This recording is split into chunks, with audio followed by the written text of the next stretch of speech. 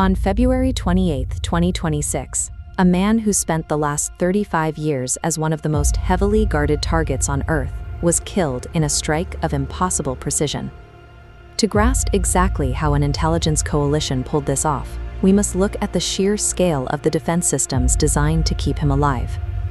The target was anchored here, inside the Pasteur Street compound in the center of Tehran. This is essentially a city within a city. A 30-acre footprint holding more than 50 of the highest-level Iranian government offices, including the Ministry of Intelligence and the headquarters of the Revolutionary Guard. Dropping explosives on isolated nuclear sites year after year was only slowing down the country's ambitions. Israeli war cabinets realized that to permanently stall the program, they had to penetrate this specific physical fortress to reach the leadership inside. This diagram illustrates the compound's first defense layer: 3 concentric rings of human security. The outermost 500-meter perimeter is locked down exclusively by the Valier AMR, reporting directly to the Supreme Leader. Inside, a second, tighter 350-meter zone of overlapping patrols snaps into place.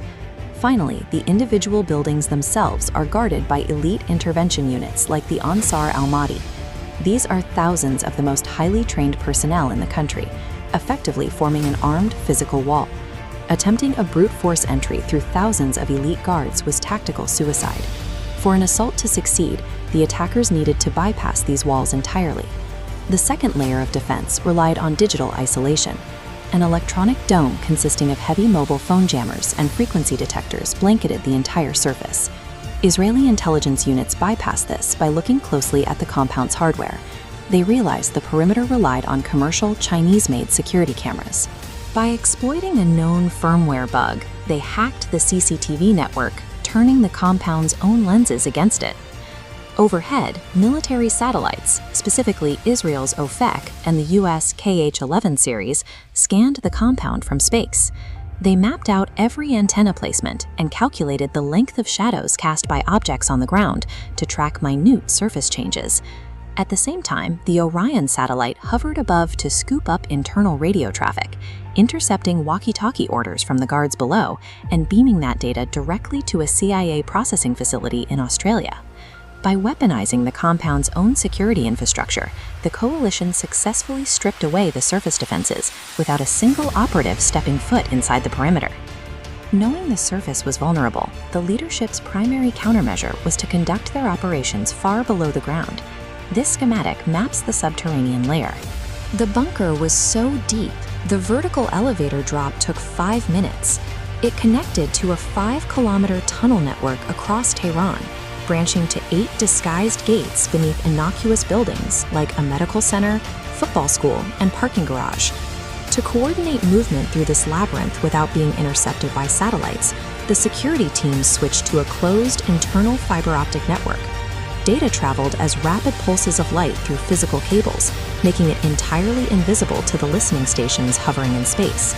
To fill the gaps in the digital surveillance, Mossad turned to the maintenance staff. Plumbers and cleaners were paid to monitor the flow of physical waste leaving the compound, analyzing the debris of daily life to verify who was inside and what they were consuming.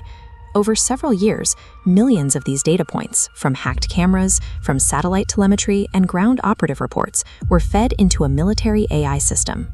The software crunched the data to establish the exact pattern of life of the target, mapping shift changes, convoy routes, and daily habits. The algorithms exposed the target's entire routine. A massive concrete bunker loses its defensive value if the enemy can predict exactly when you'll step out of it.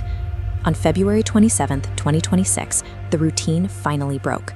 Monitoring systems detected a shift. The Supreme Leader and 40 of his top officials were scheduled to gather above ground at the Beit A-Robbery office complex, rather than huddling in the deep bunker. This created an incredibly brief window of opportunity. The coalition had mere minutes to strike the entire command structure while they were exposed on the surface, before they could recognize the threat and retreat to that 5-minute elevator. The years spent meticulously mapping a man's daily routine allowed the intelligence agencies to instantly recognize a rare vulnerability, and they moved immediately to exploit it. Early the next morning, fighter jets from the US and Israel, including advanced F-35s, launched from regional air bases and headed straight toward Iranian airspace. To clear a path, they had to dismantle the country's final air defense layer. Years earlier, Israel's cyber warfare unit had embedded dormant malware into the supply chain of these Russian-made S-300 missile systems. As the jets approached, the malware activated, instantly blinding the radar networks. As a backup, specialized EA-18G Growler aircraft flooded the airspace with massive electromagnetic waves, disabling whatever radar survived. Simultaneously, pre-smuggled drones hidden across the country launched into the air, physically detonating onto the crippled air defense sites. With the skies clear, the jets reached the target. 30 hypersonic Blue Sparrow missiles plummeted from the upper atmosphere, raining down precisely onto the coordinates of the surface meeting room. Massive concrete walls and deep subterranean tunnels offer a comforting illusion of absolute safety, but against a patient, technologically superior coalition that spends years studying its target, there is no such thing as an impenetrable shield.